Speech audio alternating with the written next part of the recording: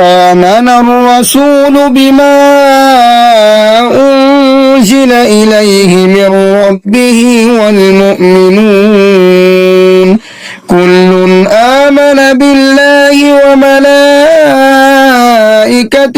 وكتبه ورسله لا نفرق بين أحد من رسله وقالوا سمعنا وأطعنا غفرانك ربنا وإليك المصير.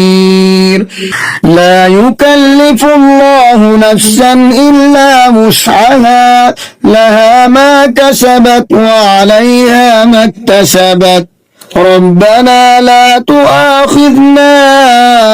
إن نسينا أو أخطأنا ربنا ولا تحمل علينا إصرا كما حملته على الذين من قبلنا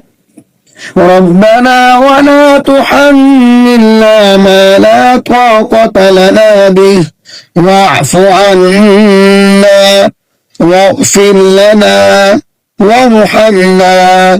أنت مولانا فانصرنا على القوم الكافرين.